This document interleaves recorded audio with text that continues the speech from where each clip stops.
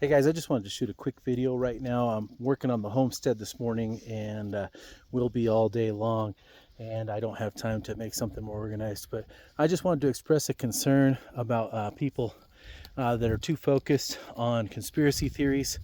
You're going the wrong route if you ask me, and I'll prove it to you.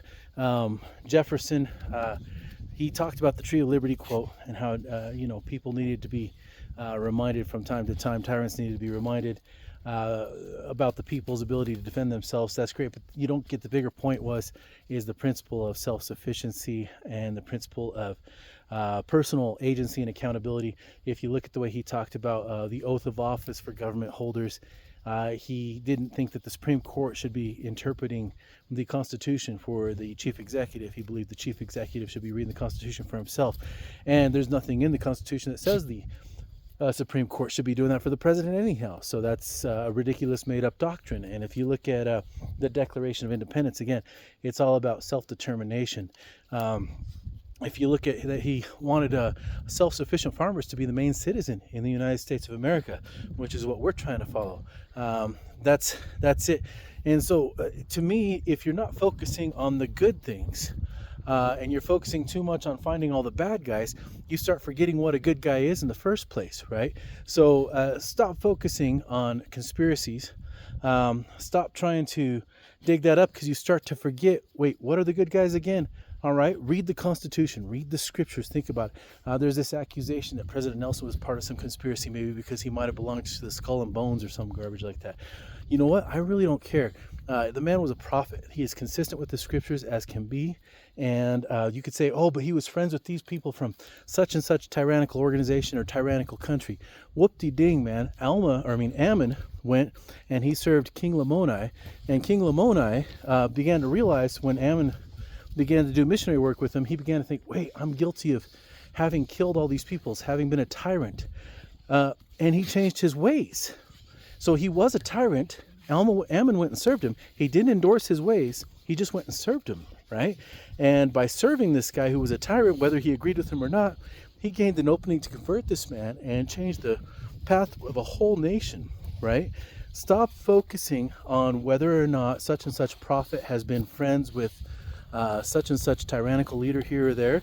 It's not relevant. And also, even if you can find disagreements between the different prophets, think again about Ammon and Aaron. Okay, there was a moment where Aaron called out Ammon. Now later on, Ammon kind of won him over to his view, but for the moment there was a disagreement. Ammon, I think you're going off in the wrong direction.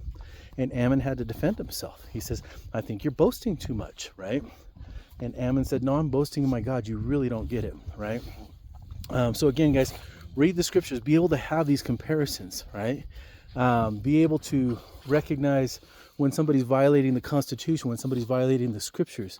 You don't have to hunt for every last conspiracy. Study the Constitution, study the Declaration of Independence, study the scriptures, study the prophets. President Benson said that we need to look at the tradition of the founders, which I'm going to tell you right now, Jefferson is the tradition of the founders.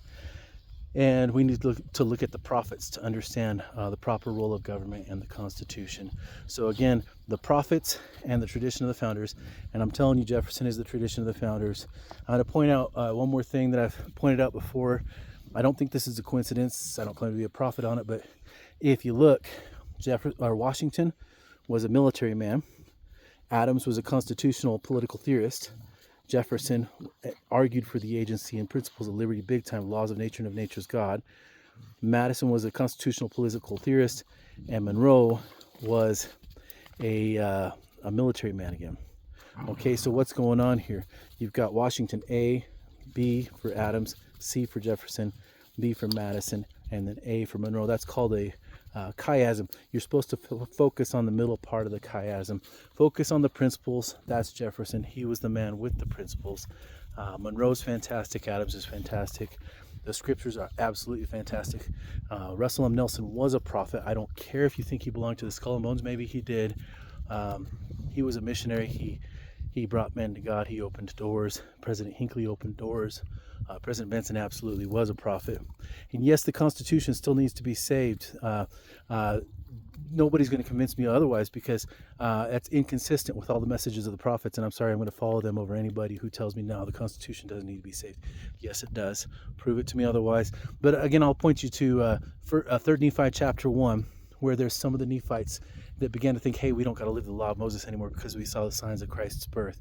And they started trying to prove it to other people too. And they got convinced that they needed to repent of their bad ideas. Now, they didn't call them sins, but their ideas were off, and they needed to repent of them. The Constitution still needs to be saved. You need to understand it. Focus on Constitution.